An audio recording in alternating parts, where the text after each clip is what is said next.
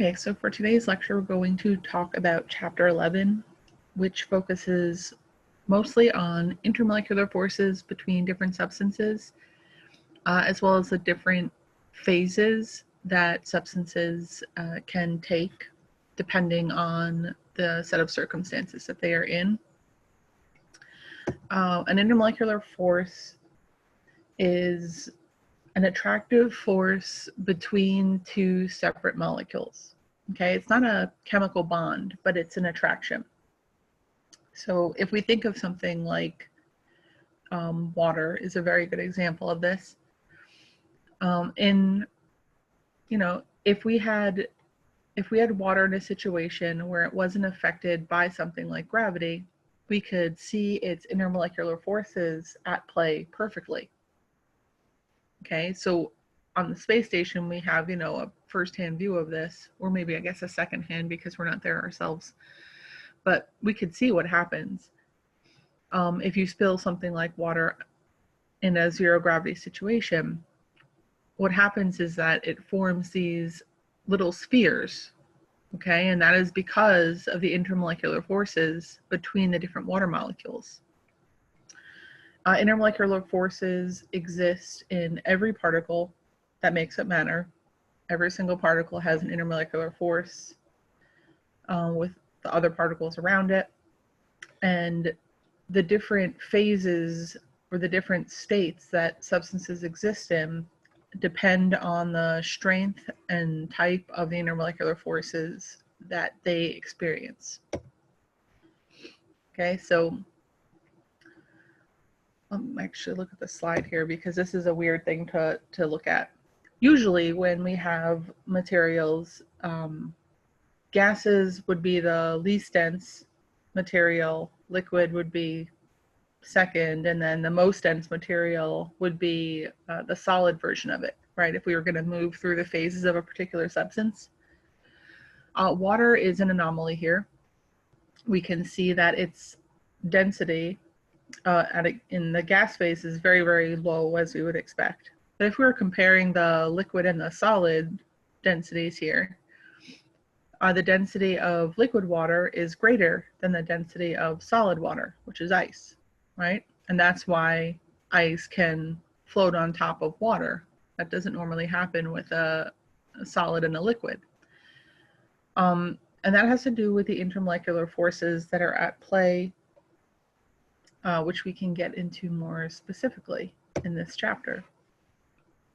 Okay, here are our three states of matter and their corresponding intermolecular force strength.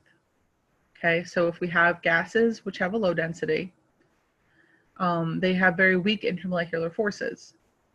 That means that they can separate from one another easily. That is why they can take up the shape and the volume of the container that they're in, because there's nothing holding them together. Liquids, on the other hand, which begin to have a higher density than gas, certainly higher than gases, like that's a definite. Their intermolecular forces are in the middle of these in general, okay? So they have moderately strong intermolecular forces. They can still take the shape of their container. They can separate enough from one another to be able to flow. That's why they're able to take the shape of the container that they're in, but their volume is a fixed volume. And then we have solids, which have very strong intermolecular forces. The intermolecular forces are so strong that the particles can't separate from one another, and they have a definite volume and a fixed shape. Okay, if we see this visualization here of a liquid, we can see that the molecules are packed in pretty tightly against one another. Even though that's the case, they still have the ability to move around past one another. So they are close together, but they can still move around. That fact that they can move around is what gives them the ability to flow. And that is why they are able to take the shape of this container. They're not in a fixed shape. But the fact that they are so close together makes them incompressible. So if we tried to put this amount of water in a smaller container, it wouldn't fit. we couldn't squish those molecules in any closer together than they are. Gases, on the other hand, are both able to move freely past one another and at great speed, and they're constantly in motion, but they also have space between them. So you see all these gaps between the gas particles. That means that gases are compressible, and we can sort of squish them down into smaller spaces, and they still exist just fine like that. Okay? They are compressible, and because the particles are not in close contact, they can move freely, and that's what gives them the ability to fill the volume of the container that they are in. This is an example of what we mean by compressibility, just so we can visualize it better. If we have a liquid sample in a space and we try to push down on this, on the ceiling of the container, tried to push down, we couldn't push it down any lower, right? There's no big air spaces or big pockets of empty space between these molecules. The volume is the volume. The gas sample, on the other hand, we can push down the top of this, and the gas sample still fits easily inside the new volume. It just has less empty space between the particles now. Solids, on the other hand, are immovable, okay? They have got a fixed position. The particles of a solid are not going to move past one another, but they still might vibrate in place, because every atom, even atoms that are part of solid matter, they are still in constant motion. In this case, the motion is just a vibrating motion. And we have two types of solids. We have crystalline solids and amorphous solids. Our crystalline solids are our nice, ordered solids. They have a repeating pattern that exists within them. The amorphous solids have no kind of pattern, all right? They're just kind of thrown together, however, but they are still fixed in position, okay? Now, the close packing here in both cases makes solids obviously incompressible, but it also means that they are, because the atoms are fixed in position, they are rigid, so they have their own fixed volume. They don't take the volume of the container that they're in. And solids don't flow, right? They stick together. Examples of crystalline solids or solids that are very orderly and patterned are things like salt and diamonds. Okay, this is where you would see that repeating order, regardless of the point in the sample that you're looking at. Examples of amorphous solids are things like plastic and glass, and these, again, are things that don't have any particular pattern to them. So just a quick concept check. What state of matter is compressible? Solid, liquid, or gas? So hopefully we are all on the same page here. So now we can talk about phase changes. We are going to focus on phase changes a lot during this chapter. And a phase change is anytime a material goes from one of our phases into another phase. So, I mean, that makes sense, right? So a solid would melt when it's heated, a liquid would boil when it's heated. Those are phase changes. And these transitions can be induced by temperature changes or by pressure changes. Okay, so temperature and pressure are the two ways that we can force a phase change from one state to another state.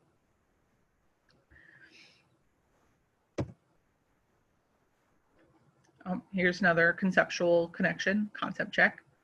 Which of the diagrams below best depicts the vapor emitted from a pot of boiling water? Okay, so this is liquid water here. And which one is going to be boiling water?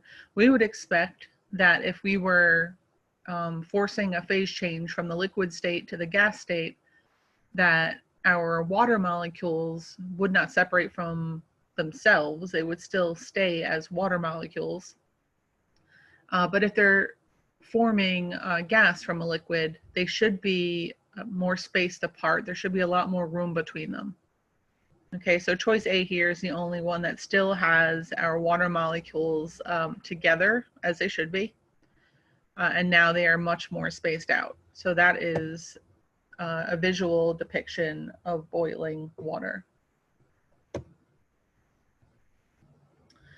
Now, intermolecular forces are what determines how much energy it's going to take to separate molecules from one another, because they are the attractive forces that keep things together.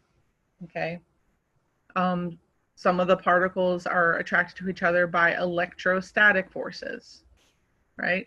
Most of the particles. These are the positive and negative charges that happen within the molecules. The intermolecular forces are going to actually determine the state that the substance is in. Because if you think back to that chart that we already looked at, gases have very weak intermolecular forces, liquids have moderate ones, and solids have strong intermolecular forces. And the strength of the attractive forces is going to vary depending on the material we're looking at, right?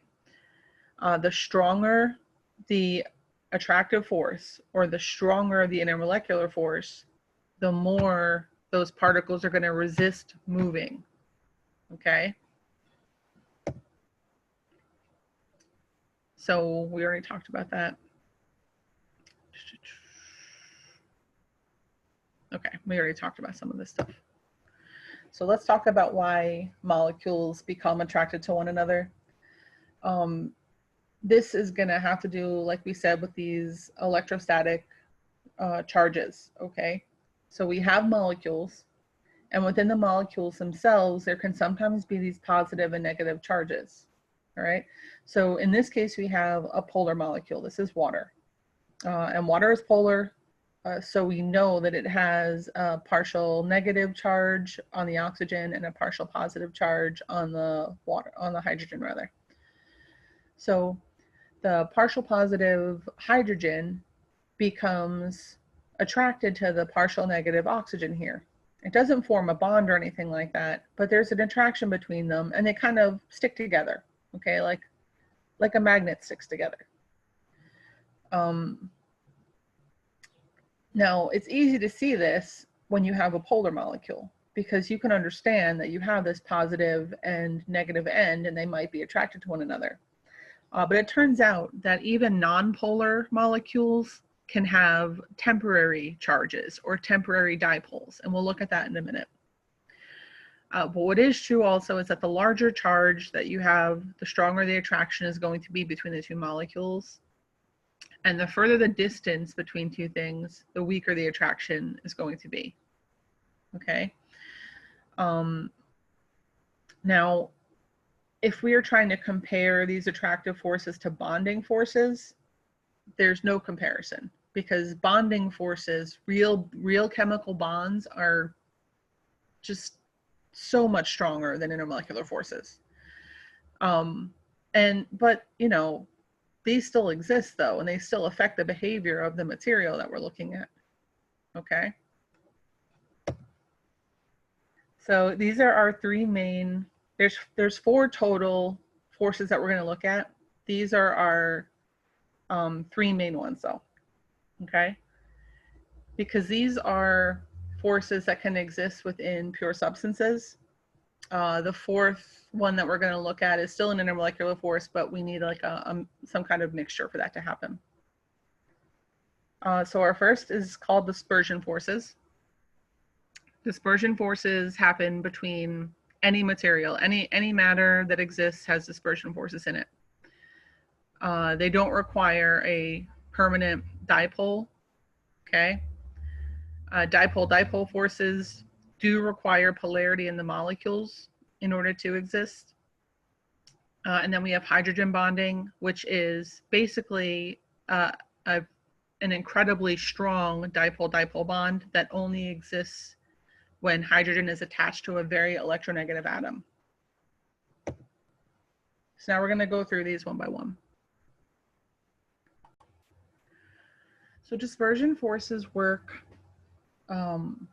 because of what are called temporary dipoles that form within nonpolar molecules. Okay. You can have these areas within a nonpolar atom or a nonpolar molecule that sort of very, very temporarily have an excess area of electron density and a depleted area of electron density. Okay, and this is because, if we look at this picture here, electrons are in constant motion. Okay, so we have these two helium atoms right here. Well, in helium atom 2 over here, its electrons both ended up kind of next to each other. Okay, so this is pretty negative. Now, when that happens, the helium atom that's next to helium 2, well, its electrons are not going to want to come anywhere near this negative charge here. Okay, so they kind of back away. And what happens then is that the nucleus of the helium becomes completely exposed to the electron force, the electron negativity of helium 2. And these two things become attracted to one another. Okay, so we have a completely non-polar atom, which ends up forming basically an attractive force between the proton of one and the electrons of another. This is called an induced dipole because it doesn't exist without extra help. All right, and that help is the pooling of these electrons in the helium atom over here, which basically push the other electrons away and leave the nucleus of this atom exposed to the negative force of the other electrons. Okay, so these attractive forces are caused by temporary dipoles, and we call them dispersion forces or London forces, and every molecule and atom has them. Okay, as these temporary dipoles occur, they continue to induce dipoles in surrounding molecules, right? Because now, as this dipole, this temporary dipole comes into place, well, now these electrons are going to kind of migrate towards one another. And now they'll form an induced dipole with a helium atom that's next to them. Okay, it's a temporary uneven distribution of electrons, and it causes a temporary attraction. It's not a permanent partial charge. Okay, and in another few minutes, they might reposition themselves, and now these electrons might be over here forming a temporary dipole with a helium that's up here. Okay, but the attractive force is still present between the different nonpolar material. We can imagine that the size of these temporary dipoles are going to depend on things like the volume of the electron cloud and the molar mass of the material that we're looking at, because both of these factors have to do with the amount of electrons that are present and the amount of electrons, I'm going to switch back again, that can participate in this forced dipole. Say we had a material that had kind of 10 electrons bunched over here. Okay, if I had 10 electrons bunched over here and it was pulling on this nucleus, well, that's going to be a stronger force than just 2 electrons pulling on this nucleus. Okay, so the size of our molecule is going to it's going to have a big effect on the pull between the nucleus and the electrons. Okay, so the larger the molar mass of the material that we're looking at, the stronger those attractions are going to be. And the shape of the molecule is going to matter as well, because the more surface contact we have between the two particles, the bigger the induced dipole can be, because you'll have more areas where the electrons on one can be attracted to the nucleus of the other material. All right, so I'm going to show you a picture of that in a minute. I'll come back to this. Okay, I want to show you this one. So we have this, both of these are examples of pentane, but this is a straight chain pentane, and this is a branched pentane. So if we have these straight chained isomers, these straight chain molecules, if you can imagine at every point here, if we like laid one of these molecules on top of another molecule, we could have like 1, 2, 3, 4, 5, 6 contact points between them. Okay, so that's 6 contact points where we could have the electrons from one of them be attracted to the nucleus of the other one. Right, so that increased number of contact points means that you're going to have stronger intermolecular forces. In this case, where we have this branched molecule, it almost looks like it's trying to make a sphere or something like that, but we're going to have significantly few areas where they would be contacting, where they would be able to be in contact at the same time. All right, so the fact that there are fewer contact points here means that we're going to have fewer electron to nucleus attractions, which means that we're going to have weaker dispersion forces. And we see that reflected in the boiling points of them. Okay, so the boiling point of the neopentane is 36.1 degrees Celsius, of normal pentane, sorry, the straight chain one. The boiling point of the neopentane, which is the branch chain, that only has a boiling point of 9.5 degrees Celsius. Okay, because it has so many fewer points of contact. Now let me go back to where I left off before I got off on my tangent. This is an example of how the size of the different atoms affects the boiling point. So we can see if we compare the boiling point of helium, which is 4.2 Kelvin, to xenon, which is 165 Kelvin, as we increase in molar mass, we're increasing in the strength of our dispersion forces. And that increase in strength of dispersion forces is reflected in an increase in boiling point. And this is because we have more electrons available in the bigger molecules. So in something like xenon, we have significantly more electrons that are available to pull on the nucleus of corresponding xenon atoms. That makes the dispersion forces stronger, and that makes its boiling point higher. So the stronger the attractive forces between the molecules, the higher the boiling point will be. That's a good rule to remember. And this is just a visualization of the boiling points of different alkanes. These are all straight chained alkanes, if you see.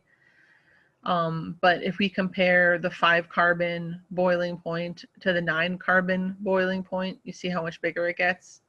And that's because we have more electrons present to participate in the dispersion forces. We just already talked about this. So the straight chains are going to have more surface-to-surface contact, which will give them stronger dispersion forces. So according to our conversation that we just had, which halogen would have the highest boiling point? Chlorine, bromine, or iodine? Iodine is the biggest. It's the most massive. It has the most electrons. It'll have the highest boiling point.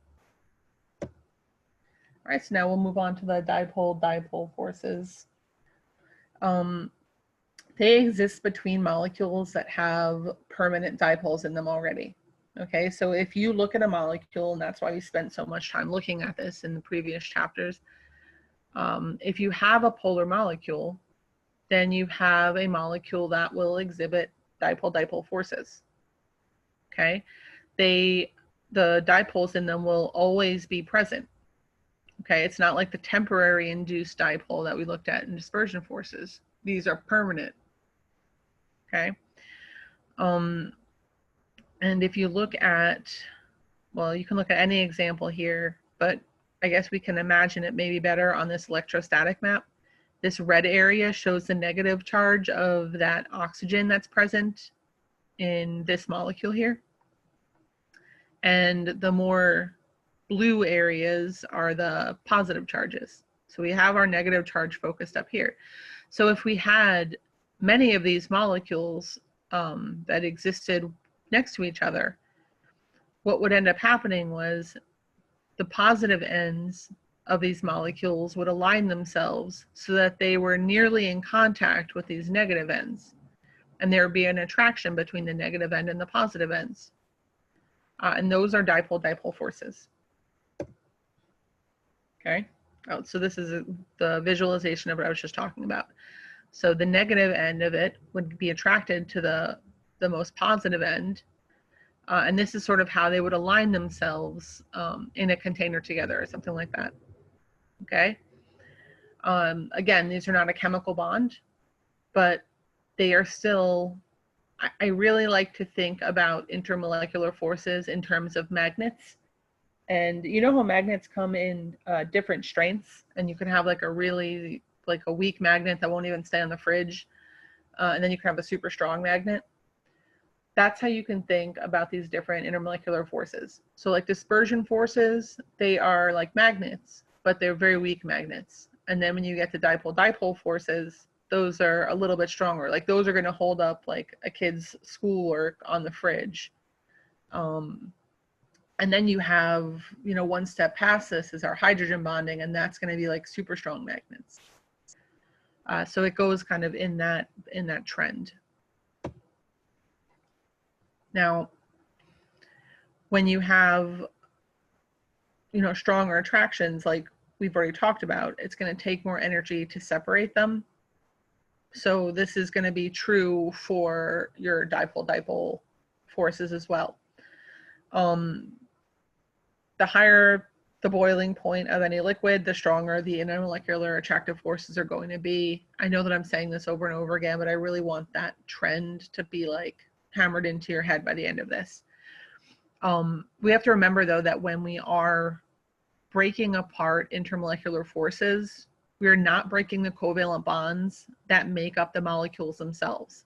The molecules are still going to exist as the molecules. They're just going to exist in a different state if we're doing something like boiling water. Okay, so we can look at the dipole-dipole effect on different molecules. We have two hydrocarbons. They have basically the same molar mass. Okay, so if we just used molar mass to compare these and we didn't know anything about the structure of them or the polarity of it, we would look at ethane and be like, oh, it's a little bit heavier. Who knows? Maybe it'll have a higher boiling point. At the very least, they should be the same. Okay, but then we look at the structure and we're like, oh, we have this oxygen here. That's going to be pretty electronegative. And so this molecule is obviously going to be a polar molecule. So the dipole-dipole forces that are present in the formaldehyde raise the boiling point, so it's negative 19.5 degrees Celsius. Ethane's boiling point is negative 88 degrees Celsius. That's significantly lower. And that's all attributed to dipole-dipole forces because they have very similar dispersion forces. Solubility is also going to depend on intermolecular forces because similar material is going to dissolve similar material. Like dissolves like. Things that have polar groups are going to dissolve polar groups. Things that are nonpolar are going to dissolve nonpolar things. Examples of what are called hydrophilic groups, meaning that they are polar or they would be okay with dissolving in water. Okay, these are groups like OH, CHO, CO. You notice the trend here is that they're all going to have these electronegative parts that are going to make them polar. On the other hand, the hydrophobic groups, which would like to avoid things that are associated with water, which is polar, these are your nonpolar, these are nonpolar bonds here. Your carbon-hydrogen bond, your carbon-carbon bond, those are nonpolar bonds. They don't want anything to do with the polar water molecule. So when you have molecules that have a hydrophilic and a hydrophobic part, when you're trying to dissolve them in water, it comes down to the level of the intermolecular forces between the polar groups in the water and the nonpolar groups on the molecule itself. So we have to take both of those into account when we're figuring out if something is going to dissolve in water. We can look here at an example of us trying to dissolve pentane in water. If we do that, the pentane has no polar groups to it at all. It's a completely nonpolar molecule. And because that's true, it has no reason to want to form any kind of intermolecular forces or any kind of attraction with these polar water molecules. So what happens is they end up layering one on top of another. The water is more dense, so it sinks to the bottom, and the pentane just sits on top of the water, and it actually forms a layer that you can visually see. Liquids that form these layers that do not mix together are called immiscible liquids.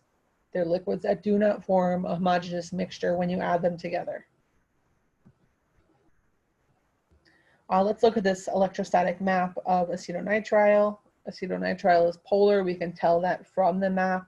Our negative end is over here. Our positive end is over here.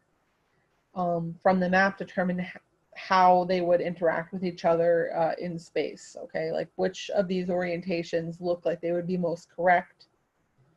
Now remember, when you're trying to do this, you would want the negative end of the molecule to be very close to the positive end of the next molecule. That's what we're looking for. Okay, so in this case, the structures in A most closely represent that. Our next type of intermolecular force that we're going to look at is hydrogen bonding. This is our very strong magnet. For hydrogen bonding to occur, we need our hydrogen to be attached to one of these three molecules, okay? Because these three are just very, very electronegative. So we have oxygen, nitrogen, and fluorine with hydrogens bonded to them. But the hydrogen bonding does not occur within this molecule itself. It occurs between other molecules that are around this one, okay? And the reason why hydrogen bonding is so strong is because hydrogen has no other electron, right? It has the one single electron in it. So when it attaches to an electronegative atom, its electron gets pulled towards the electronegative atom. And then what happens? Its nucleus is completely exposed or de-shielded. So that means it has a full positive charge that's just sitting there out in the open. What that's going to do is that's going to pull the negative charges that are around it towards it. That forms a strong attraction. Okay. So we can look at hydrogen bonding that happens within water. Now, the hydrogen bond, again, it's not between the oxygen and the hydrogen. That is a covalent bond, okay?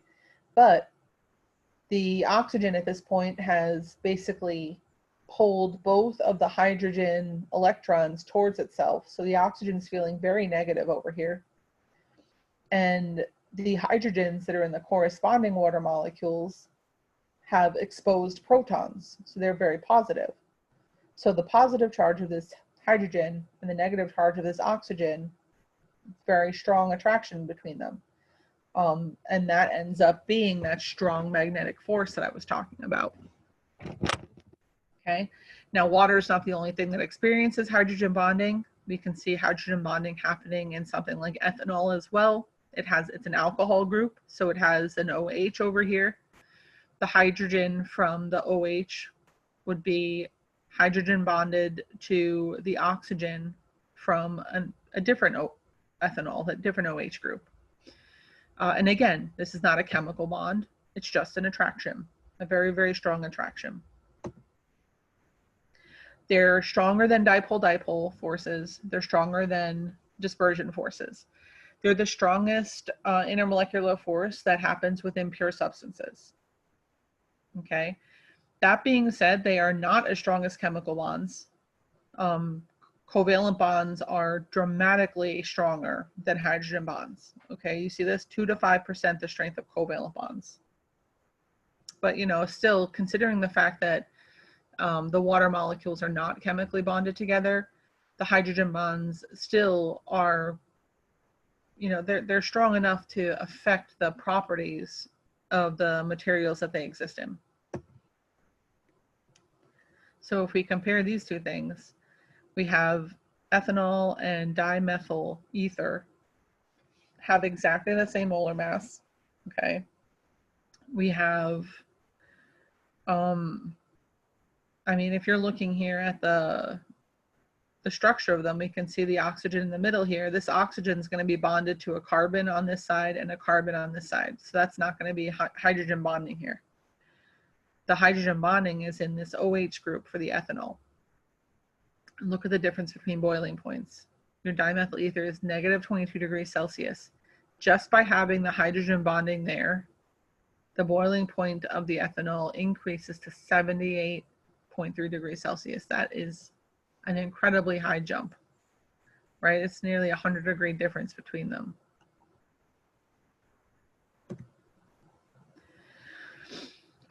So these materials that are listed here, they all have hydrogen bonds, so you would expect their boiling points would be higher than they would be otherwise.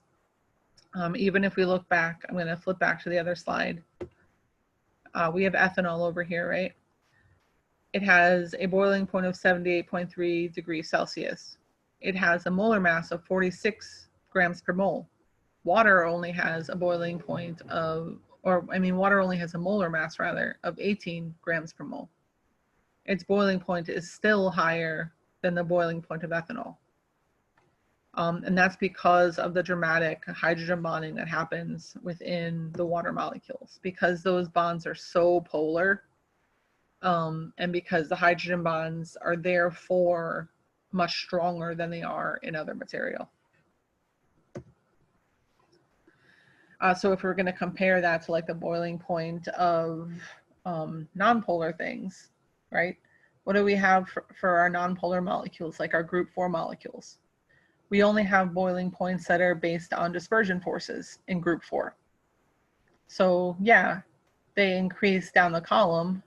The dispersion forces increase down the column as our atoms get bigger and bigger, and the boiling points increase down the column, but they're still not going to be boiling points that compare to things that have dipole-dipole forces.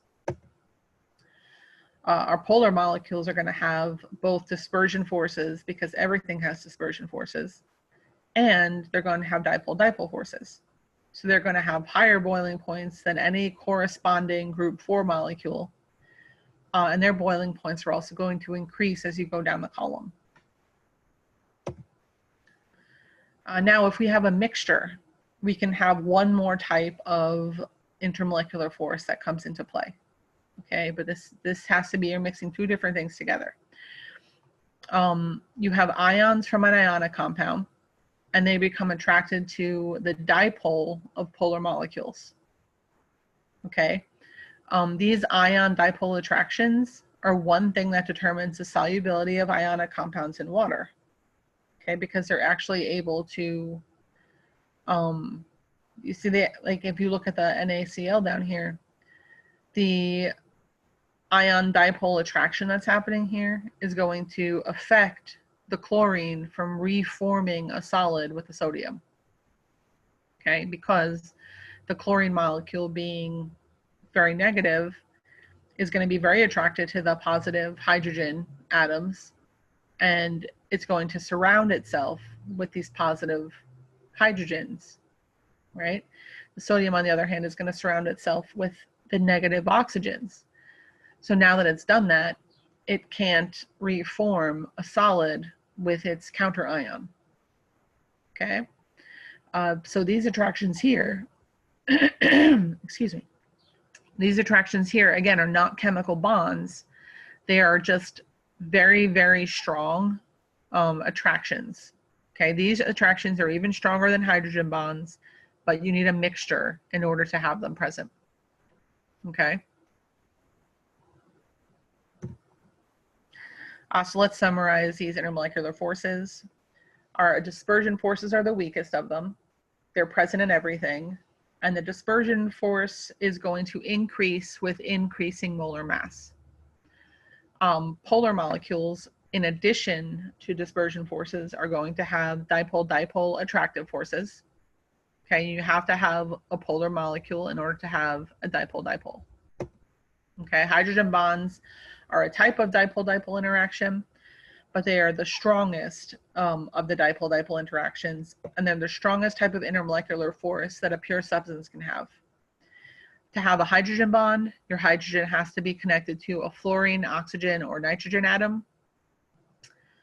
Then you have your ion-dipole attractions. Those are going to be present in any mixture of ionic compounds and polar molecules. And these are even stronger than hydrogen bonds. And they are going to be especially important when we are looking at aqueous solutions of ionic compounds, because that's the most fertile ground for having free ions available to pull those water molecules towards themselves. Okay, so this is just a summary chart of the types of intermolecular forces and how strong they are. So out of these substances, which would have the highest boiling point, we have CH3OH, CO, and N2. Okay, over here, if we start with N2, we see that it is nonpolar, so it would have just dispersion forces. CO is a polar molecule. It would have dipole-dipole forces and dispersion forces. And then CH3OH, it has this alcohol group attached to it. That alcohol group would undergo hydrogen bonding, so it's got hydrogen bonding and dipole-dipole forces and dispersion forces. So that's going to have the highest boiling points. Okay, so let's look at this example here. Which molecules out of the three that are listed have dipole-dipole forces? Okay, sometimes it's not that clear to see when you're just looking at the molecular formula like this. So it's a good idea to write out a Lewis structure for these and see if you can find from the Lewis structure whether they're polar or not. So let's go molecule by molecule. We'll start with CO2. If we draw out this structure, O, double bond C, double bond O, we know that the oxygen-carbon bond is a polar bond because it has a significant electronegativity difference, right? 2.5 to 3.5. But the geometry is linear, right? So if we were looking at the vectors of the dipoles present in the carbon dioxide, the vector would sum to 0, so we would not have a net dipole. So because the molecule itself is not polar, it is not going to have any dipole-dipole forces present, right? It would only have dispersion. For CH2Cl, we have, if we draw out the Lewis structure, we see that it's a tetrahedral molecular geometry, and that we have these two chlorines that are attached that are highly electronegative, okay? And we also see that when we look at these dipoles, if we try to sum them together, we would end up with a net dipole moment there. Because we have a net dipole moment, that makes this molecule a polar molecule. Because the molecule is polar, it's going to have dipole-dipole forces. And if we compare this to CH4, we have a molecule that's tetrahedral. Its bonds are essentially non-polar because there's only a small electronegativity difference between them. And because it's non-polar, it is not going to have any dipole-dipole forces. Okay? So hopefully that part makes sense. We can look at some of the other properties that are affected by intermolecular forces now, and we'll start with surface tension. Okay? Practically speaking, surface tension is, if you imagine like a pond or something like that, and you see sometimes like debris that sits on the top of the water, right? Like it's not necessarily floating, it's just sitting on top of the water. That's the visualization of surface tension, okay? Water has very high surface tension. This is actually a property that liquids have that results from their tendency to minimize their surface area or squeeze together, okay? So liquids try to do that by forming spheres. So they try to bunch up together. If you had, that's why we talked about at the beginning, if you have no gravity and you spilled water, the water would sort of adhere to itself almost, and it would form these spheres. Obviously, if we have something like a giant pond or a giant lake, water couldn't form a sphere, but it does still try to get very close to itself, okay? And this is a good visualization of it too. This is what happens. We see that things that are not very heavy, right? They can't break the surface of the water. And that's because your water molecules are pulled so closely together to one another. Okay, I like this description down here, that the surface layer acts like an elastic skin. So it almost allows things to float. So paper clips are made of metal. Metal is going to be denser than water, but until the paper clip pierces the surface of the water, it's going to sit on top of it.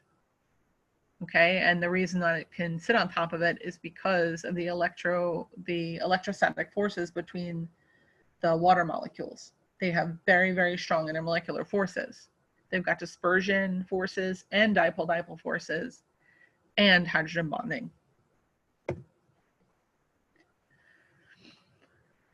All right, so what do we got here? The surface tension of a liquid is, yeah, that's a boring definition of this one. The surface tension is the energy required to increase the surface area to a given amount. I think it's, I think it like makes more sense to think of it in the non-mathematical terms. Like if you have, a great deal of intermolecular forces, you're going to have a higher surface tension than you would otherwise. But what we do have to take into account is the fact that because, you don't necessarily have,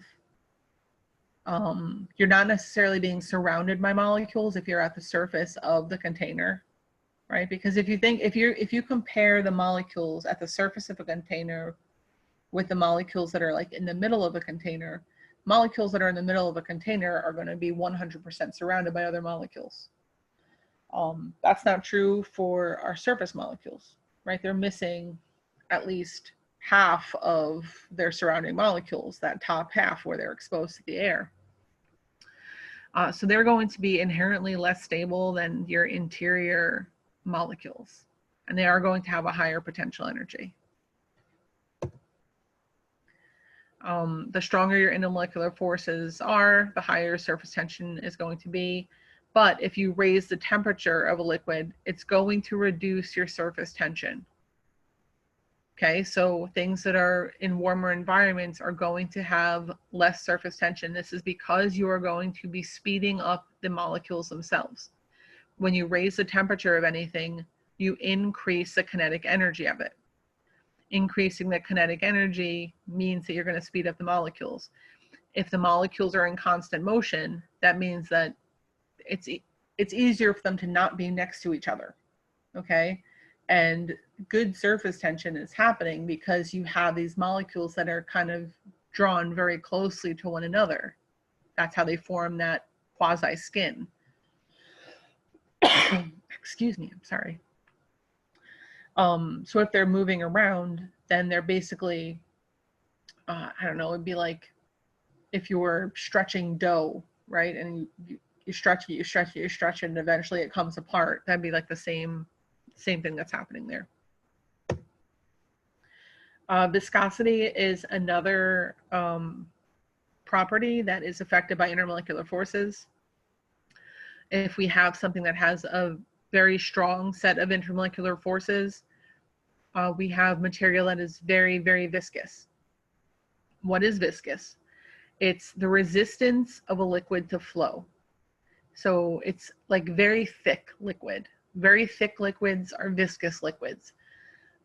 So if you were going to compare, if you had a glass of water and you had a glass of like engine oil for a car and you poured those two out, you would see very clearly that your water is much less viscous than your oil. So that's kind of what we're looking at there. But we can also look at other liquids, like if we were comparing our hydrocarbons again, and we went from pentane to nonane, which is again the 5 carbon to the 9 carbon, well, we have 0.240 to 0.711 in terms of viscosity, right? The things that affect viscosity are intermolecular forces and the molecular shape, okay? So the more spherical the molecular shape of things are, the lower the viscosity will be. And that is because your molecules are going to roll more easily. So it's a lot like what we were talking about with the dispersion forces when we were talking about straight chains versus branch chains. Straight chains have more surface-to-surface interaction, which means they have more attractions. Spherical things or branched things have less surface-to-surface contact, so they're not going to be as attracted, and that's going to mean they don't stick together very much, right? Viscosity, it's almost like stickiness.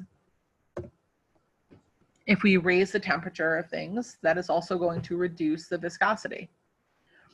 That's going to increase, again, the speed of the molecules. If you're increasing the speed of the molecules, that means that the molecules have an easier time separating from one another. And if molecules can separate from one another and overcome the intermolecular forces that are keeping them together, that allows them to flow. Capillary action is another property that is affected by intermolecular forces. Capillary action is the actual ability of a liquid to flow up up a very, very thin tube against gravity. So if you put a capillary tube in a liquid, the water would go up, even though gravity says that water should go down. And this happens because of 2 separate forces that are working together. We have cohesive forces, and these are the forces that hold the liquid molecules together. And then there's also adhesive forces. And these are forces that are going to attract the outside of the liquid molecules. Like, so any of the liquid molecules that are attached to the, or that are in contact with the surface of the capillary tube, there would be an attractive force between them. And we can actually look here visually at the different types of capillary action that depend on the diameter of the microcapillary tubes that are being used. You see that the narrower the tube is, the higher the liquid is going to rise. And that's because of those 2 forces that we were talking about. Okay. If you have a thinner tube, a tinier tube, then more of your sample is going to be in contact with the outer walls of the tube. And if more of your sample is in contact with the walls of the tube, then more of your sample is experiencing the adhesive forces. So that's going to allow it to rise further up the tube. In this case here, in this tube, the bulk of your sample in the middle here is not experiencing adhesive forces. So it ends up sitting here. The smaller the tube gets, the more of your sample is experiencing adhesive forces. So the more that sample is going to rise up the tube. We're going to look here at the meniscus and how, in general, this is affected by your intermolecular forces. We have 2 kinds of meniscus that we need to look at, okay? The meniscus is the curve in the liquid that's going to happen whenever we have liquid that's in some kind of thin tube, like a graduated cylinder or a test tube, or a burette, anything like that. The meniscus forms because of a competition between the adhesive forces and the cohesive forces. So it's sort of like, depending on which one wins, that's going to affect the shape of your meniscus. We're used to seeing a water meniscus, okay? Because we work so often with aqueous solutions, we're used to seeing this concave curve, right? This one here is a little bit more foreign to us because it's this convex curve, and that doesn't normally happen in water solutions. So we have this concave water meniscus because the adhesion to the glass is stronger than the cohesion for itself. Okay, so instead of sticking to itself, the water is going to start to creep up the sides of the glass tube because of the adhesive forces. And that's what forms that proper U shape. And something like mercury, in contrast, the cohesive forces within the mercury are stronger than the adhesive forces. All right. So you end up with this like horseshoe shape, right? Because the mercury would rather stick to itself than touch the sides of the glass tube. And this is because metallic bonds, so bonds that would exist within mercury, metallic bonds are stronger than intermolecular forces. So the metallic bonding that's happening within the mercury sample is stronger than all of the intermolecular forces that are happening within the water. So the mercury is going to stick to itself while the water is going to stick to the sides of the glass and form that concave shape. Okay, now we're going to talk about some phase changes. We're going to kind of skip into our phase change section. Phase changes have to do with molecular motion. Okay, that's going to be the basis of all of our phase changes. And our molecular motion has a lot to do with the temperature that material is at and the pressure that the material is at. Okay, because those two factors are going to affect the amount of kind of kinetic energy that's available. Our first phase change that we're going to look at is vaporization, and that is a transition from liquid into gas state, right?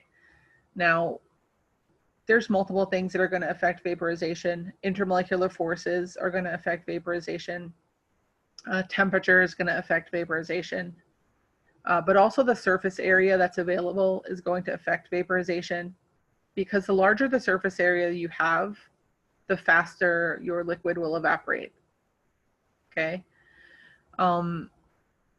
If you have a lot of high energy molecules and they are all existing at the surface of your sample, at any moment, they can have enough energy to overcome their attractive forces to one another and escape. Okay, and every time that a molecule escapes, it enters the gas phase. So the more molecules that are present at the surface of a sample, the more chance you have for them to escape the liquid state and become gas. Very percentage-wise, only a small amount of your sample are going to have enough energy to escape.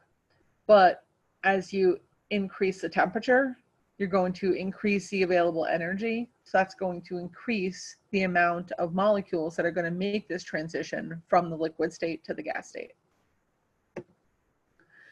Condensation is the reverse process of vaporization. And that happens when you have gas molecules that are losing energy because of molecular collisions that are happening. Okay. As these molecules lose energy, they actually end up reverting back into the liquid state. They get captured by the liquid and they come back into the liquid state. Okay.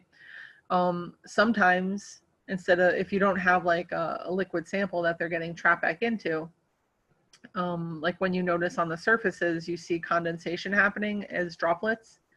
That's because these gas molecules are losing energy and then they start to stick together. So then they start to form droplets of liquid on surfaces or around surfaces. All right, so they didn't quite hit the surface of the liquid, but they hit the wall of the container near the surface of the liquid, and then more low energy gas molecules started to hit the same area and they form these droplets. So that process is called condensation, and it's the reverse of vaporization. Okay, they're opposite processes.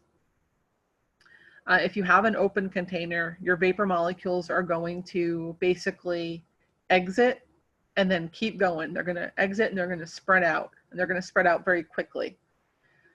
Because that happens, in general, if you have an open container, the net result is that your rate of vaporization is going to be greater than the rate of condensation. So you're not going to be able to recondense your liquid and maintain a constant liquid level. Okay, in an open container, there's going to be a net loss of liquid because as the liquid vaporizes, it's going to sort of exit the area and not be able to reform into its liquid state. If, however, you have a closed container and the vapor is not allowed to leave, then the net result between the vaporization and the condensation is going to be equal, and you will not have a net loss of liquid. Whatever ends up vaporizing will eventually condense. So that's kind of interesting. When we talk about intermolecular forces and how they affect evaporation and condensation, we have sort of, hopefully it makes sense, because if you have very strong attractive forces between molecules, it will be hard to separate them from one another. Okay? That means that it's going to be very hard for them to leave the liquid state and to go into the gas state. So you'll end up with, you don't end up with that much vapor. However, if you have weak attractive forces, then it's easier for them to separate from one another. It's easier for them to enter the gas state, and you'll end up with actually more molecules in the vapor phase than in the liquid phase. So the weaker your attractive forces, the faster your evaporation rate is going to be. Liquids that evaporate very easily are called volatile liquids. Liquids that do not evaporate easily are called non-volatile liquids. Okay. So here's a little summary of vaporization. Vaporization increases with increasing temperature, with increasing surface area, and with decreasing strength of intermolecular forces. So the weaker our intermolecular forces, the higher our rate of vaporization. Let's look at this example here to sum up. Which sample has the greatest rate of vaporization? We have 4 100 milliliter samples of water. 2 of them are at 25 degrees Celsius. 2 of them are at 55 degrees Celsius. So right there, you'd look at those 55 degrees Celsius containers and you'd be like, it's probably one of you guys. And then we're going to look at a 100 milliliter beaker with a 5 centimeter diameter and a 250 milliliter beaker with a 7 centimeter diameter. That 7 centimeter diameter is going to give us a larger surface area. A larger surface area means that we'll have increased vaporization. So choice D is our example that kind of meets both of our criteria.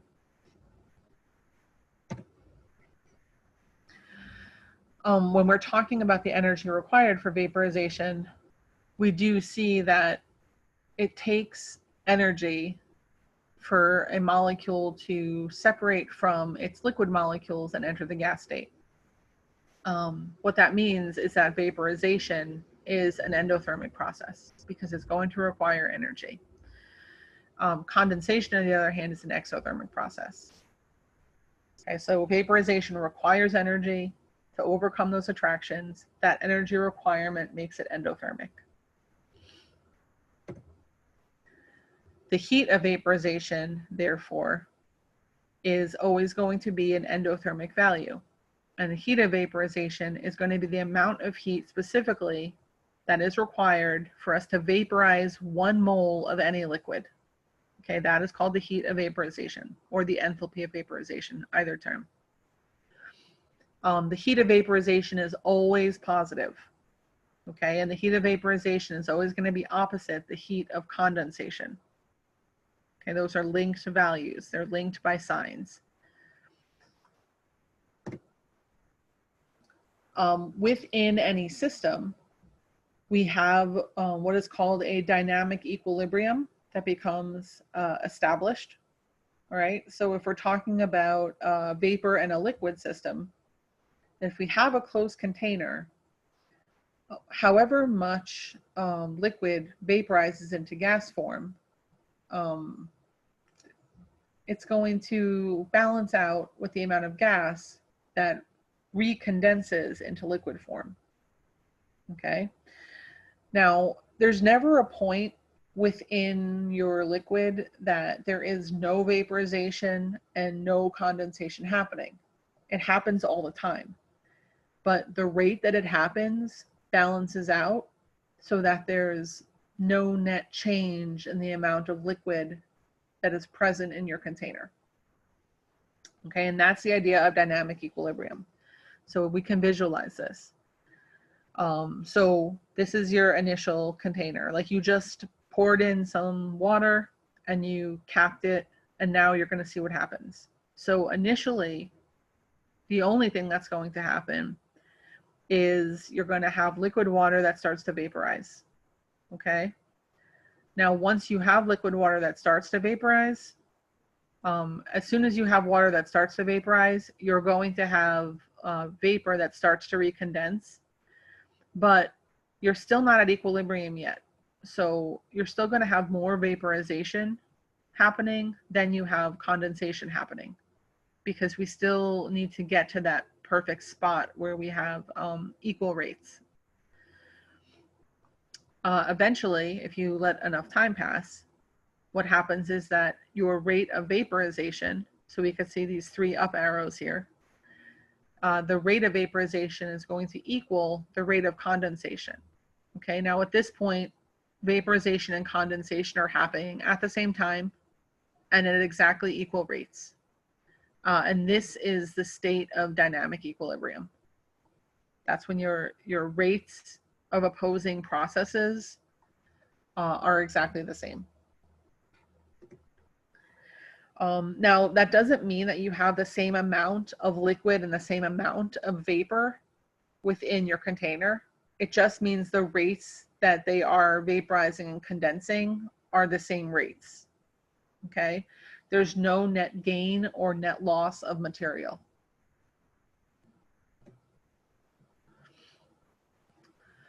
We can actually measure the pressure of a system when it's in dynamic equilibrium. And that is called the vapor pressure. So it's going to be the pressure that's exerted by a vapor when it's in dynamic equilibrium with a liquid. So you can't really take a vapor pressure of something if it's not at equilibrium, because it's not done changing yet. But once you're at a state of dynamic equilibrium, there's going to be no net change between the amount of liquid and solid. So now you can take the pressure of the vapor over the liquid and get a value for that. As you might expect, the weaker the attractive forces that are present among the molecules themselves, the more molecules will be in vapor form as opposed to liquid form. So the higher your vapor pressure will be. So things that have very weak attractive forces have very high vapor pressures. Things that have very weak attractive forces are more volatile, right? Because if you have a high vapor pressure, that means that you have more molecules that are in gas form, which means that you have a volatile liquid. Okay. If you change the volume of your container that's going to disrupt your equilibrium. Okay, anytime that you disrupt your equilibrium, it's going to take a minute, but it will reestablish itself. All right, that's what the equilibrium will constantly try to reestablish itself within a container. So if the volume of your chamber is increased, for example, if you increase the volume, if you think back to chapter 5 in your gases, increasing volume will decrease the pressure of the vapor inside of your container. When that happens, well, you're going to cause your condensation rate to slow, because now you have to get back to the point.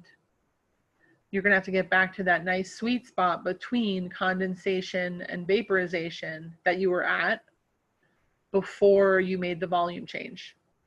So for a little while, you're going to have a rate of vaporization that's faster than your rate of condensation. And that, you know, your vapor molecules will increase. And then eventually you're going to hit that equilibrium spot again. And at that point, your rate of condensation will increase so that it's the same exact rate as your rate of vaporization. And equilibrium will be reestablished at that point. Okay, so this is just, I mean, this looks actually a lot like the water example before, but in this case, we can look at the changes that are happening here.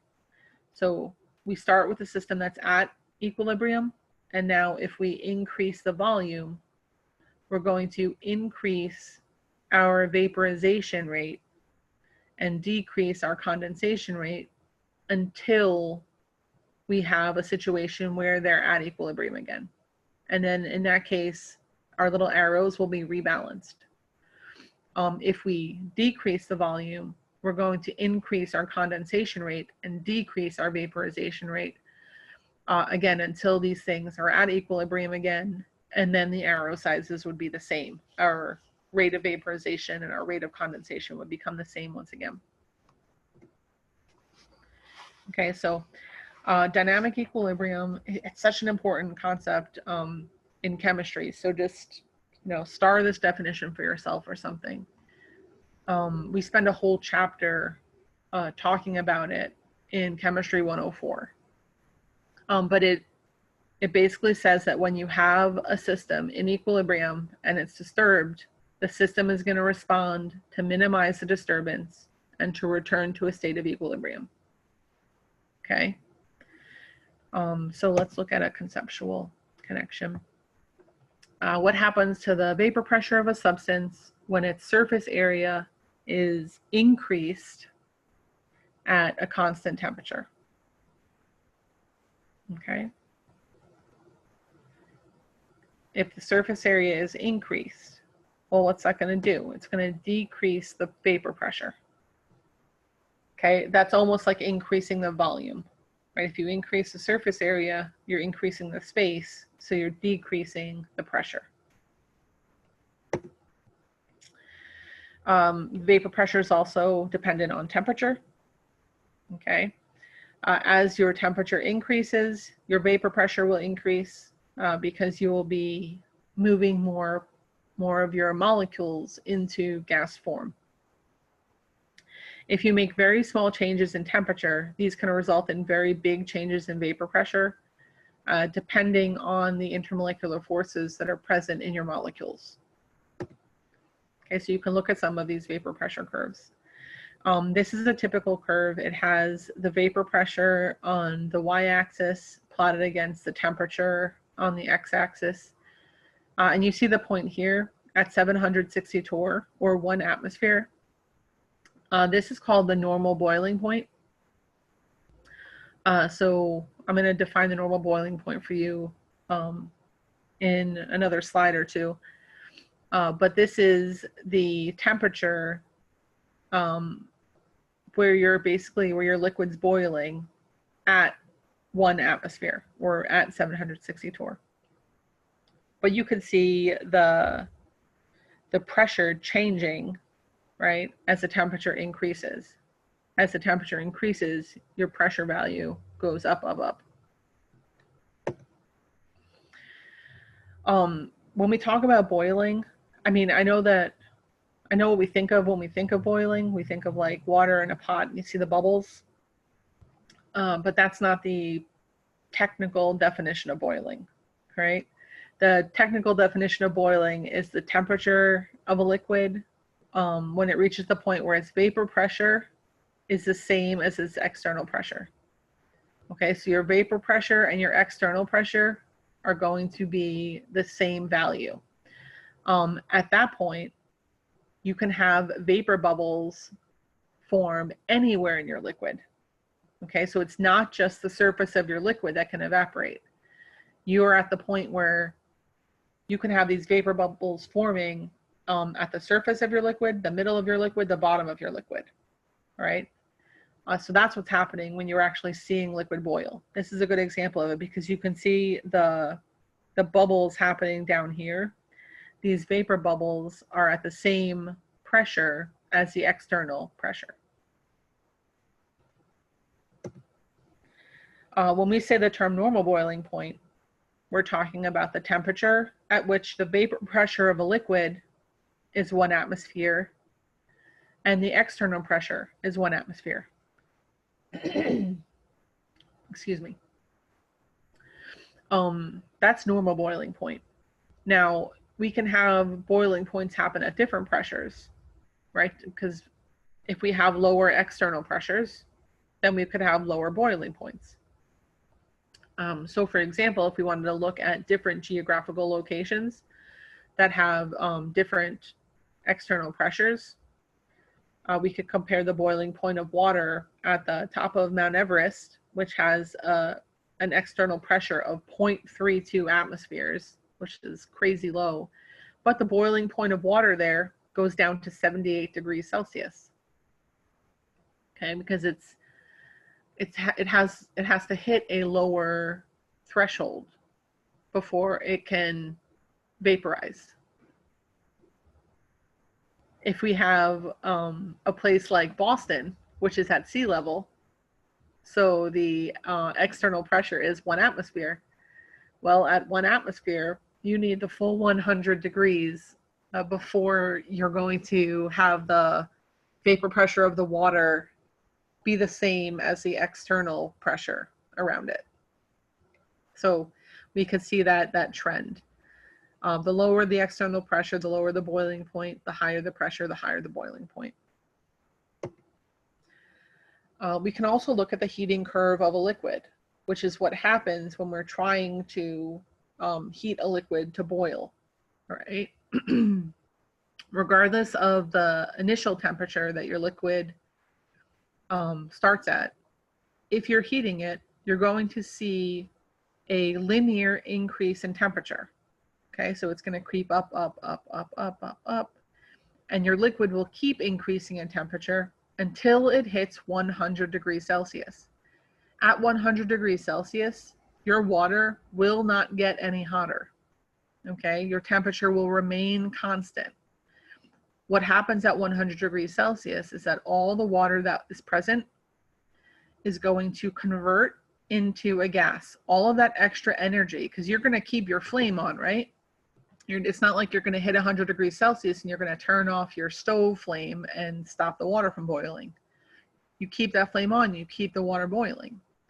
Well, all of that extra energy that you're inputting into the water, it's being used to convert the water from liquid phase into gas phase. And eventually, all of your liquid will evaporate and all of your liquid will be in gas phase. And say that you continued to heat the sample at that point. Now, at this point, once all of the water has been converted into water vapor, the temperature of that vapor will now start to rise linearly again. Okay?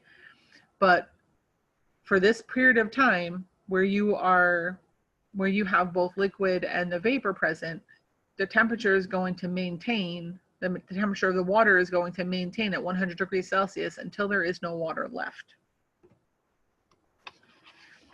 So let's look at this question that relates pressure and boiling point. Use the following figure to estimate the boiling point of water at an external pressure of 200 torr. Okay, so this is our heating curve for water. Okay, so if we want to get down to where about, is this about 200? Is this about 200? I would say it was close to the 60s-ish, right? If somewhere around there. So one of our choices is 66 degrees Celsius. So what that means is that if we had an external pressure of 200 torr, we could boil our water at 66 degrees Celsius. At 66 degrees Celsius, our vapor pressure of water would be the same as the external pressure of 200 torr. Let's look at a math example here. Okay. Calculate the mass of water in grams that can be vaporized at its boiling point with 155 kilojoules of heat. Okay, so in this example, we're given the amount of heat that we have available, and we want to know how much water we can vaporize with that. So to answer this question, we're going to need to use that heat of vaporization that we talked about earlier. Okay. So the heat of vaporization is 40.7 kilojoules per mole. Well, we know we started with 155 kilojoules, so now we can relate the 155 kilojoules to our heat of vaporization, and we can figure out how many moles of water we could boil or we could vaporize if we had 155 kilojoules at our disposal. Once we know the mole value of water that we could vaporize, then we can use the molar mass of water to figure out the mass of water we could vaporize. So this is what this would look like mathematically. We have 155 kilojoules of heat available to us. This is our heat of vaporization. So if kilojoules is our starting unit, then kilojoules will go on the bottom of our conversion and moles of water will go on the top. So 40.7 kilojoules will vaporize 1 mole of water. And every 1 mole of water, there's 18.02 grams, which means that I can vaporize 68.6 grams of water. Okay. We can also chart this relationship between pressure and temperature.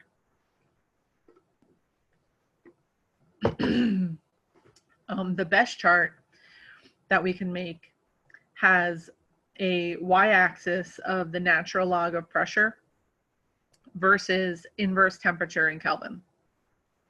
Okay, and we can plot points along these two axes to give us a relationship between temperature and pressure. But unfortunately, that graph, it's not so easy to use if we don't have multiple data points. A lot of times we only have a couple of measurements. So we can reformat that graph relationship into a 2-point equation that requires only 2 pressure measurements or temperature measurements for us to use. Okay, it's not as precise as that graph that we just looked at, but it's much more useful. Okay, it also can let us predict the vapor pressure if we know the heat of vaporization and the normal boiling point of a material. Because whenever we're told a normal boiling point, we're being told a temperature and the corresponding pressure, which has to be 760 torr or 1 atmosphere, because that's the definition of normal boiling point. So this is the Clausius-Clapeyron 2-point equation, and you guys need to know this equation, and you have to know how to use this equation. This is the variables of the equation defined. It's the natural log of P1 over P2 equals the heat of vaporization divided by R, and then in parentheses we have 1 over T2 minus 1 over T1. Okay. P1 is going to be your vapor pressure at a particular temperature, T1 in Kelvin. So remember, if P1 is over here, then T1 has to be over here. If P2 is over here, then T2 has to be over here. I also know that the version of the equation that I have written in this PowerPoint is slightly different than the one that's in your textbook, and that's okay. It ends up being the same equation. I've just modified the equation so that you don't have to worry about putting a negative sign over here, okay? Because a lot of times when people are doing the equation that's in your textbook, they forget about this negative sign here and it skews your answer in the end. But if you use this version of the equation, then you don't have to worry about the negative sign, which makes it a little bit easier. Do remember that in this case, your R constant is 8.314 joules over moles times Kelvin, which means that your enthalpy of vaporization value that you're given has to be converted into joules before you can use it. All right? And let's look at an example of this, of using this 2-point equation. So methanol has a normal boiling point of 64.6 degrees Celsius and a heat of vaporization of 35.2 kilojoules per mole. What is the vapor pressure of methanol at 12 degrees Celsius? Okay, so what are our first steps here? We have two temperature values that are in Celsius. If we're using the Clausius-Clapeyron equation, those temperature values have to be in terms of Kelvin because our R constant is in terms of Kelvin. So we have to get rid of that. We also need to, let's write some of this down. So we have to take these two temperatures and put them into Kelvin. We also have this heat of vaporization value that's 35.2 kilojoules per mole. This value has to be converted in terms of joules. Okay. Oh, see, this is the other version of the equation. This is not the version I'm going to use to solve it, but I guess I forgot to change it in this one. So let's switch over here and start to do our actual conversions. So we go from 64.6 to 337.8 Kelvin. And we go from 12 degrees to 285.2 Kelvin. We'll convert our kilojoules into joules by just adding times 10 to the negative 3. And the third thing we need to remember here is that the normal boiling point is at 760 torr. Okay, so we were given this value, even though they didn't expressly tell us what the pressure was, because they said methanol has a normal boiling point of 64.6 degrees Celsius. So they're saying at 64.6 degrees Celsius, the boiling point is, or the pressure is 760 torr. So let us plug some stuff in over here. So we have ln of P1 over P2 equals HVAP over R, and then our temperatures. So we're going to do ln of 760 over P2 equals 35.2 times 10 to the 3 joules per mole over 8.314 joules over moles times Kelvin. And then in parentheses, 1 over 285.2 minus 1 over 337.8. All right. What we end up with is the ln of 760 over P2 equals 2.31. Okay, so all of this stuff over here, if we put that all into our calculator correctly, it ends up being 2.31. Once we have our ln 760 over P2 equals 2.31, now we have to deal with separating out these terms. Some people like to take the E of this right at this point to get rid of the natural log, and that's fine. Some people don't like to do that. I've taken the longer method just so we could visualize it. When we have the natural log of two terms, if you want to separate those two terms, you have to pull them apart with subtraction following your log rules. So what this turns into is the ln of 760 torr minus the ln of P2 equals 2.31. At that point, we can isolate the unknown. So we can isolate the ln of P2. I've added it to the right side and I've subtracted 2.31. So I end up with the ln of 760 minus 2.31 equals the ln of P2. And if you do the ln of 760 minus 2.31, that ends up being 4.32 is equal to ln of P2. And then at this point, I take the E of both sides. E of the natural log cancels out, so I'm left with P2. And E raised to the 4.32 is 75.4. So 75.4 torr is our second pressure. Okay. It seems like a big, big confusing formula, but it's really not that bad. Just plug it right in there.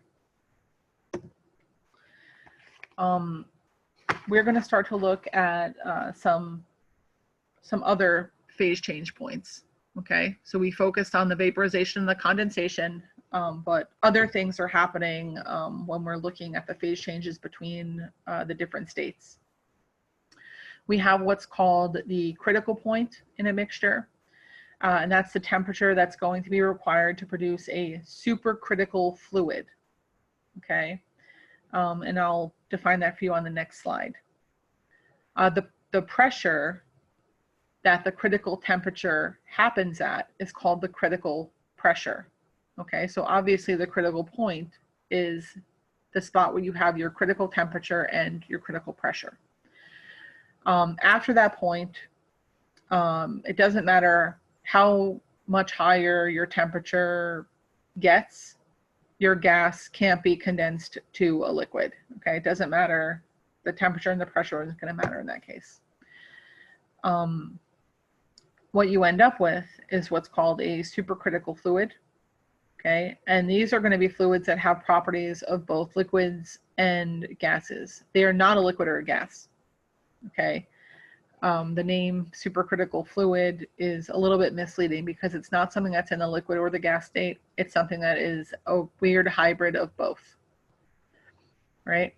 So as your liquid's heated in your sealed container, more vapor collects, causing the vapor pressure to rise. The density of the vapor increases. The density of the liquid decreases.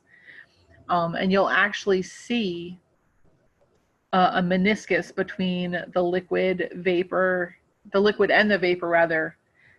You're going to see it. You're going to see it. And then all of a sudden you're going to stop seeing it. Okay.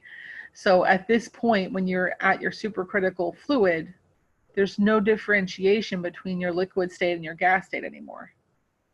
Okay, you have them basically, it's almost like they formed some kind of homogeneous solution with one another. Other state changes are, two other state changes are called sublimation and deposition. And this has to do specifically with solids and gases, okay? And there's no middle change to liquid in either of these cases. So sublimation is a change that's from a solid directly to a gas. Deposition is the reverse of that. That is when you have a gas and it immediately forms into a solid, okay? This is one reason why molecular solids do have a vapor pressure, because they can undergo sublimation and deposition. Okay, if you have a molecular solid in a closed container, and that molecular solid has a low enough intermolecular forces, then you can have this equilibrium form between the solid and the gas state. So you'll have sublimation where the solid is forming into a gas, and then you'll have deposition where the gas is reforming into the solid. But there is no middle point where those things would be in liquid form. Then we have fusion, and fusion is a fancy word for melting. Okay, so that happens when you have a solid that's heated. Eventually, the particles that make up your solid are going to be vibrating to the point where they sort of shake free.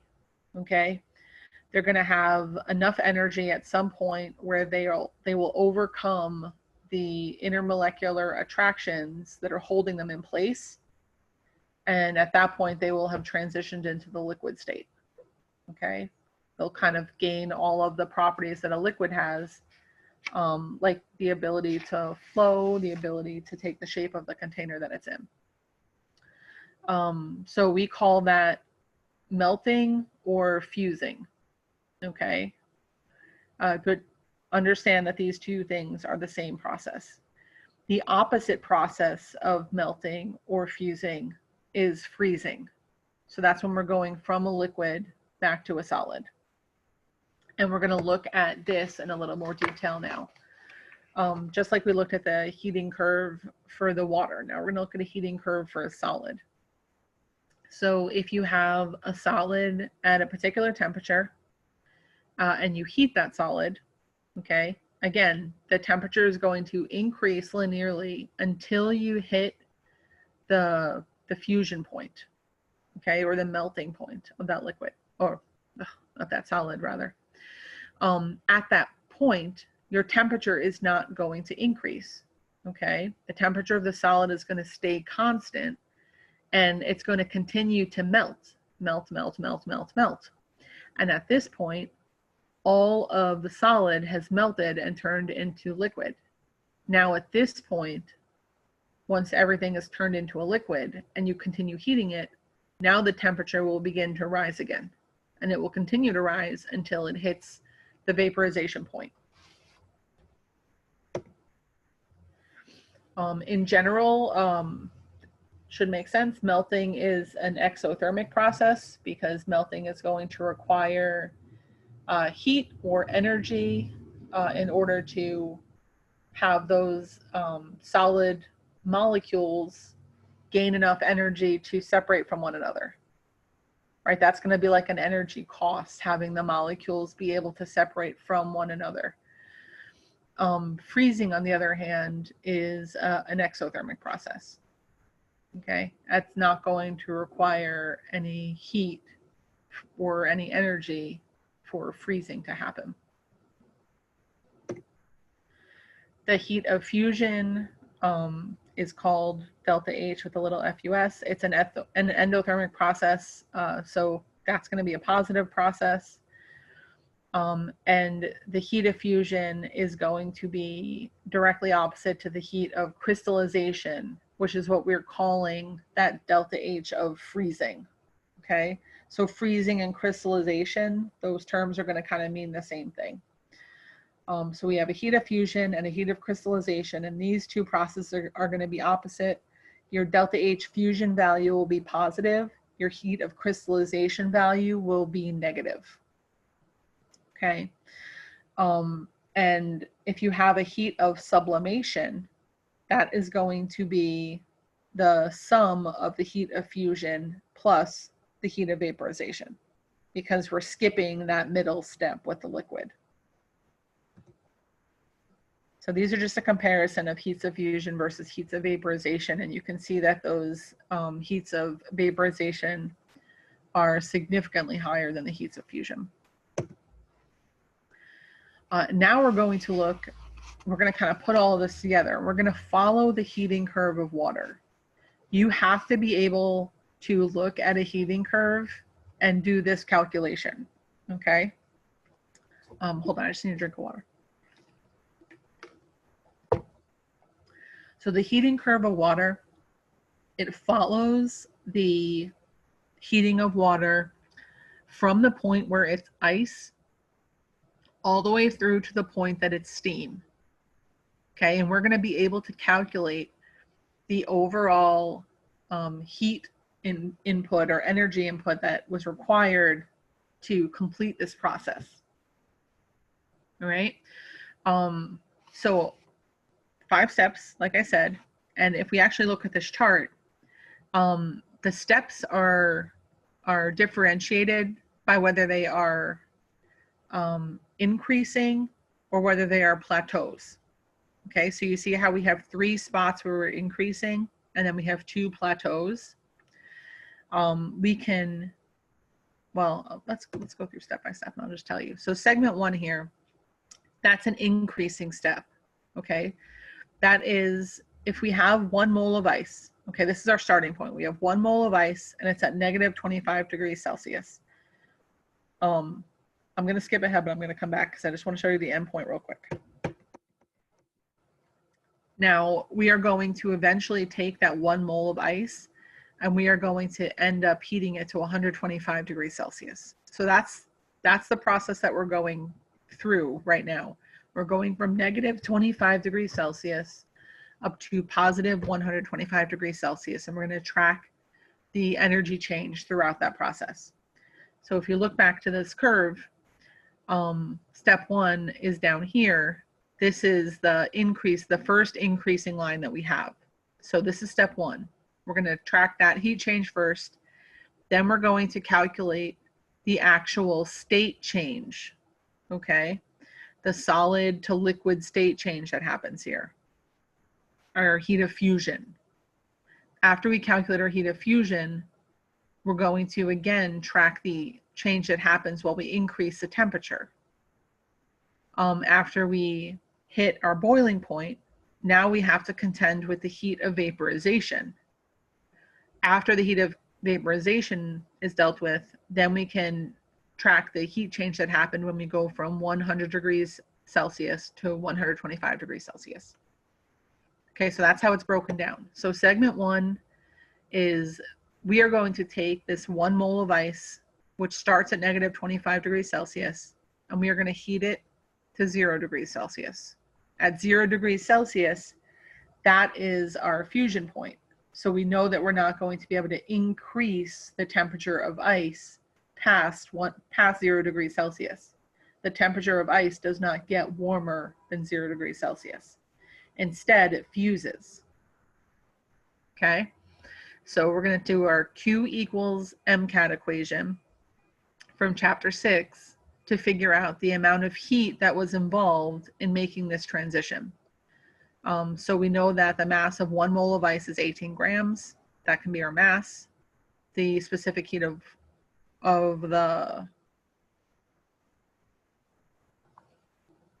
specific heat of ice. I just lost where I was in this. The specific heat of ice is 2.09 joules per mole degree Celsius. We're not in the liquid phase yet. And your specific heat values for ice, water, and steam are going to be a little bit different. So we take our mass, multiply it by the specific heat of the ice, and then we're going to multiply it by the final temperature minus the initial temperature. Okay? And that gives us our Q value, and a Q value is a heat value. That's 941 joules. Take that joule value and convert it right away into a kilojoule value. Okay, so my Q value for segment 1, it costs 0.941 kilojoules to turn that ice into liquid water. Okay, or to raise it up to the temperature where it could now become liquid water. Because what happens in segment 2 is the actual state change. This is the heat of fusion. To figure out the amount of energy that particular fusion costs, we have to take the moles of the material that we're looking at and multiply it by the heat of fusion. The heat of fusion is in terms of kilojoules per mole. That's why we are going to take the amount of moles that we are working with, and we're going to multiply it by the heat of fusion to figure out the Q value for the process. So the Q value for that state change between solid and liquid is 6.02 kilojoules. So that's how much energy that cost. Okay, and again, it makes sense that these are all positive values because these are all endothermic processes. So now our next segment is going to be us increasing the temperature from 0 degrees Celsius, now that we have all this liquid, to 100 degrees Celsius. Okay, so we know we're back to our Q equals MCAT equation because we're tracking the temperature change. And anytime you're tracking a temperature change, you need to use Q equals MCAT because we have that part of our equation that accounts for our temperature change. So Q equals MCAT is 18 grams times the specific heat of water times the final temperature minus the initial temperature. And we end up with 7.52 times 10 to the 3 joules, which I forgot to put the unit in there, apologies. But that equals to 7.52 kilojoules. So that's how much energy it costs to raise our liquid water from 0 degrees Celsius to 100 degrees Celsius. And now we're going to convert it into steam. So this is our heat of vaporization. We have 1 mole of water. We're going to multiply it by the heat of vaporization, which is 40.7 kilojoules per mole. And that costs us 40.7 kilojoules of heat. Okay. Now we have our last segment where we have our steam. It's at 100 degrees Celsius, and we are going to increase it to 125 degrees Celsius. So now we're back to our Q equals MCAT equation. The mass is 18 grams. The specific heat of steam is 2.01 joules per gram degree Celsius. And our temperature change is 125 degrees Celsius minus 100 degrees Celsius. Okay, so this gives us a Q value of 904 joules or 0.904 kilojoules. So if I wanted to know how much energy it took for that entire process, now that I have each segment calculated, well, now I can add them all together. So the overall Q, or the overall heat or energy cost of this process, is segment 1 plus segment 2 plus segment 3 plus 4 plus 5. If I add them all together, I get an overall Q value, or an overall energy cost, of 56.1 kilojoules to take 1 mole of ice at negative 25 degrees Celsius and raise it to 125 degrees Celsius in the steam form. Sorry, there should be a little negative sign in front of this 25 degrees Celsius here. So that's the summary of those 5 steps. That's the heat cost. That's the energy cost or the heat cost. All right. But that's the heating curve of water, and you should be able to do that on your own. Okay, let's look at this conceptual connection. The heat capacity of ice is 2.09 joules per grams degree Celsius. The heat of fusion of ice is 6.02 kilojoules per mole. When a small ice cube at negative 10 degrees Celsius is put into a cup of water at room temperature, which of the following plays a greater role in cooling the liquid water? Warming the ice from negative 10 to 0, or melting the ice? Okay. Think about which of these things has greater, which of these things has a greater energy to it, I think is the better way to look at it. Okay. Your heat of fusion, which, you know, is your melting point basically of the ice. There's 6.02 kilojoules available in that. So if you melt the ice, you know, you're going to be able to have more of an effect on the temperature of the surroundings.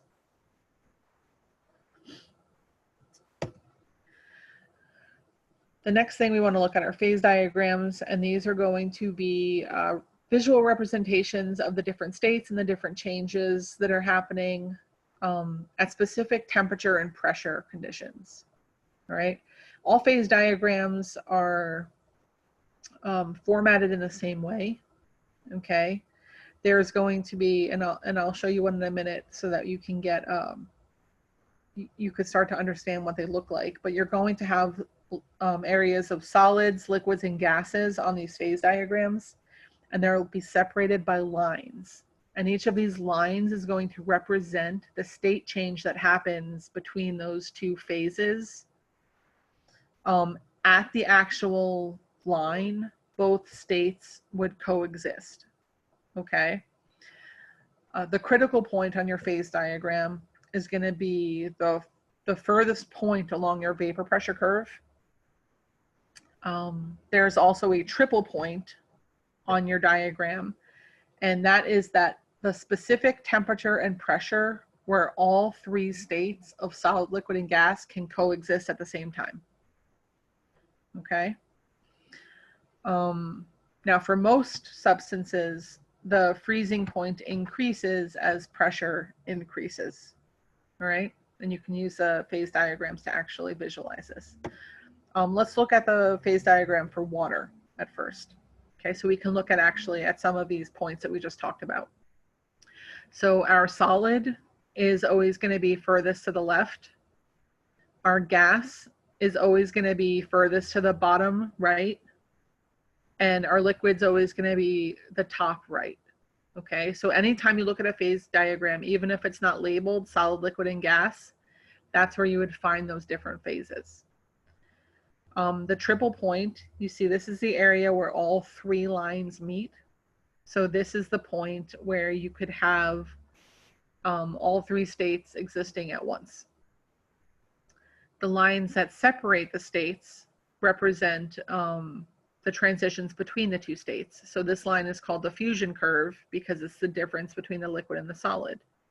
The vaporization curve is between the liquid and the gas. The sublimation curve is between the solid and the gas. Okay, the critical point is the furthest point on the vaporization curve, and past this point, this is where you would have your supercritical fluid. Okay. Here is another example of a phase diagram. This is trying to tell you how you would navigate it. Okay.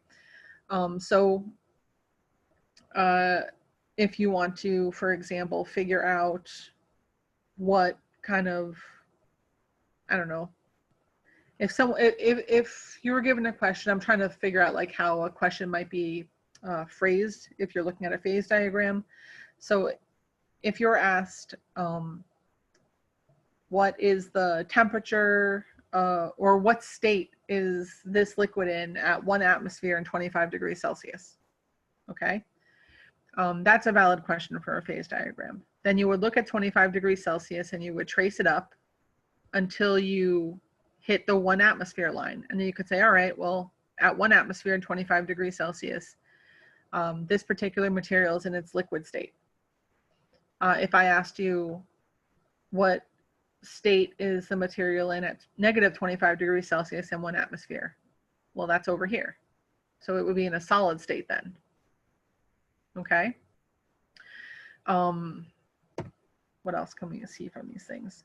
We can also look at see the tilt of this line here? That tells us the relative density of the liquid to the solid material.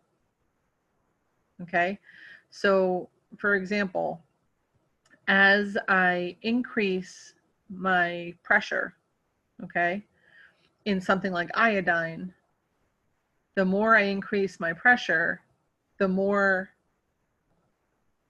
the more solid I'm going to get, right? So my fusion curve here, it tilts to the right.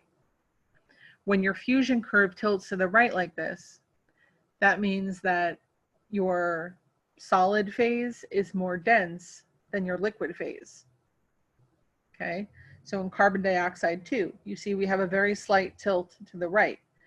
So if I was it's harder to see on this one because it's more subtle, but if I was over here and I was increasing the pressure, eventually I would intersect my solid phase.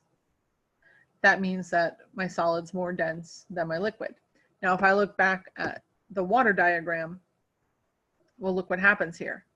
When I'm increasing my pressure, I am not hitting my solid phase. Okay. It's easiest to see at a point where you could potentially intersect both of them. So if I look at 0 degrees Celsius and I increase my pressure, the first thing I hit is my solid phase. And if I continue to increase my pressure, I'm back into my liquid phase. So my fusion curve tilts to the left for water. When my fusion curve tilts to the left like this, my solid is less dense than my liquid. So you can actually look at a phase diagram and tell by the tilt of the fusion curve whether you have a solid material that is more or less dense than your liquid. So in the case of water, with this tilt to the left, you have solid that is less dense than the liquid. Something like iodine and carbon dioxide, that fusion curve tilts to the right. It is more dense than the liquid. Okay, so let's look at a conceptual connection here. A substance has a triple point at negative 24.5 degrees Celsius and 225 millimeters of mercury. What is most likely to happen to a solid sample of the substance as it is warmed from negative 35 degrees Celsius to 100 degrees Celsius at a pressure of 220 millimeters of mercury? Okay. So this question is asking you to imagine what the phase diagram of this substance would look like. Now, if the triple point of the substance is at 225 degrees, or 225 millimeters of mercury rather, this is indicating the pressure level that you would have to reach before you were able to transfer into your liquid state. Okay, so the fact that we're keeping our pressure below that, it kind of takes one of our states out of contention. Okay. A triple point at negative 24.5 degrees Celsius, that means that once we take this negative 35 degrees Celsius solid and we move it to a temperature that's higher than negative 24.5 degrees Celsius, that solid can no longer be in the solid phase. It's going to transition into a different phase. The pressure is not high enough for it to transition into the liquid phase. So it must sublime directly into a gas phase. Okay. The last two slides that we have to look at are more a summary of the intermolecular force conversation that we've already had. Why is water such like a weird substance? It's a liquid at room temperature, where most things that are the same molar mass as water that are molecular substances are gases at room temperature. Okay, but not water. Water's a liquid. Again, hydrogen bonding, right? We have a lot of hydrogen bonding here. The strong intermolecular forces keeps the water in the liquid phase. Water is an excellent solvent. It's able to dissolve things that are ionic and polar because of its large dipole moment. It has a very high specific heat for something that is a molecular substance, and this is again due to its strong intermolecular forces. Practically speaking for us, that's why it's able to have a good temperature effect on our coastal climates, right? That high specific heat allows us, it's able to like absorb some of that temperature change that occurs in the environment. Also, water expands when it freezes at a pressure of 1 atmosphere. And this expansion is going to be one of the things that makes it less dense than liquid water. Okay, so it's one of the few substances that has a liquid state that is more dense than its solid state. But that's about it for this chapter. Let me know if you have any questions. Just shoot me an email.